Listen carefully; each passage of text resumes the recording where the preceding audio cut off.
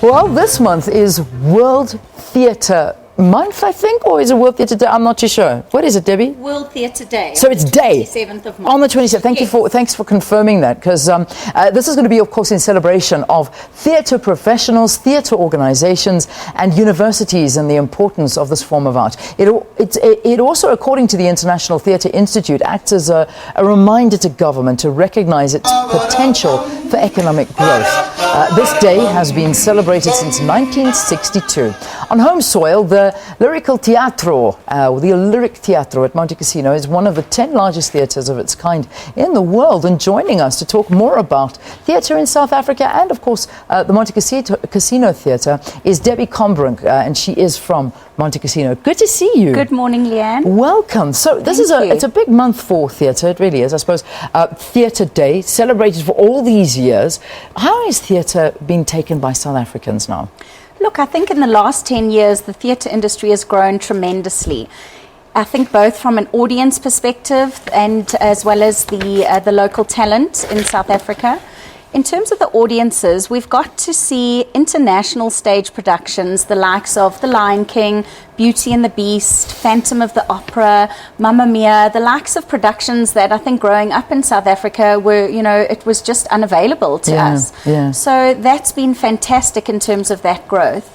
And then when one looks at the local talent and the job opportunities that have now been created as a result, if we look at the teatro and how many international productions come out and select our local talent to perform, and what they do from there is they then go on into Asia and to New Zealand. Fantastic. And pretty much the tour ends up being over a year. So from an employment perspective and creating opportunities for these young, local, talented South Africans, it's just been amazing. Yeah. Look, I think it's a wonderful career to be in, and you've seen it growing exponentially over the years. But do South Africans take to it? Because I'm saying, yes, you get your artists who are desperate to be actors and actresses, and it's a beautiful thing to do, and it's nice to get the work. But are we putting bums in the seats? That's the big question. Well, if I look at the teatro specifically, we've managed over 10 years to sit at around 83% occupancy. So that's pretty good going. And it really is driven. And it's increased over the years? Yeah, well, it's very much product specific. So you will get something like a Phantom of the Opera that's absolutely must see, and everybody wants to see it, and the tickets for the first couple of weeks are sold out.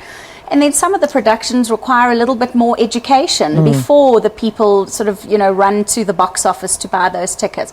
But generally, I would say yes, there's many South Africans that have absolutely taken to theatre, and it's become something that's part of their entertainment basket, which is just tremendous for us, obviously, as theatre owners. There's always been a concern about the demographics of theatre growers, though, and when you look at the audience and you see, I do see it, you see predominantly white customers coming and having a look at theatre. I'm talking at Monte and these big productions.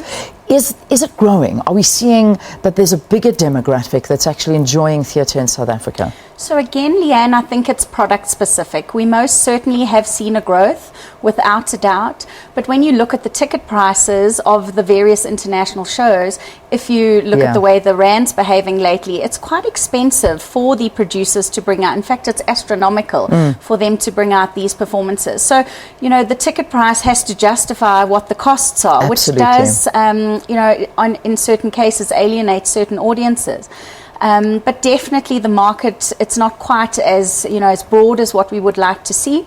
But you take, for example, when we house international comedy and even local comedy, there's a huge mixed audience. And it's amazing to see people. We still see people coming to Montecasino that are like looking around. Wow, it's the first time they've been there. And we've been open, the theatre's been open for 10 years. So definitely product specific, attracting a variety of audiences. Fantastic, because you want to see that. You want to see more and more people attending a theatre for the first time. Because it is almost like a drug. Once you've been once, you want to go all the time. And when you see live action experience. Oh, it's beautiful. It really, it's one of the most amazing things. You talk about the ticket prices and these tough economic times we find ourselves in.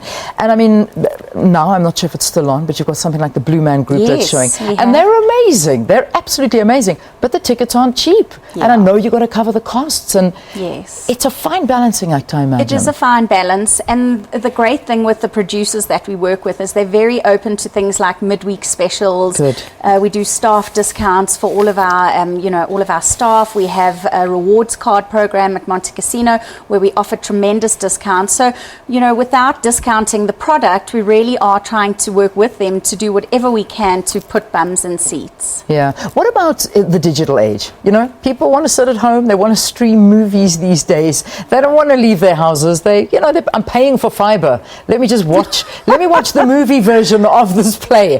Does that happen? I mean, how do you attract people to rather say, come on, guys, I think get you out of and your I home. both know there's Friday nights where you really want to just schlumph on the couch. Absolutely. But there's also nights where you want to get dressed up and you want to have a date night and go out and have a wonderful theatre experience. I really do believe there's a place for both.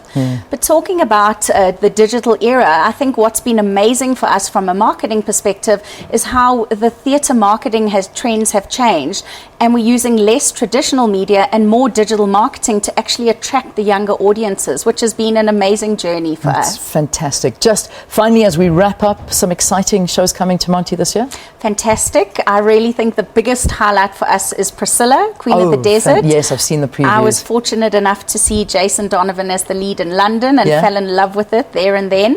It's currently in final rehearsal stages in Cape Town, and we cannot wait to host it on the Teatro stage. Fantastic. Can't wait to see it. Listen, thank you for talking to us. Keep Great. theatre alive. It has to stay Thank alive. you for having me. It is. It's an absolute pleasure. It's the most beautiful thing to go and watch, and the emotions that you go through by watching it live and seeing real people on the stage and actually sitting with other people. It's really quite nice. You should do it if you haven't. It's a wonderful experience.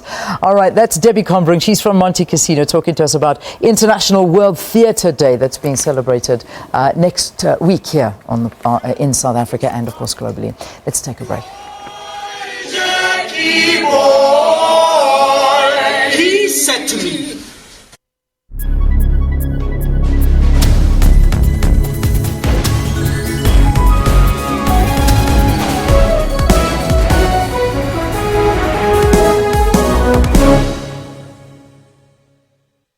typhoid outbreak that broke out in Zimbabwe's capital late last year has claimed the life of a 13-year-old girl in Harare's township of Mbare. Most residents have put the blame on the Zimbabwe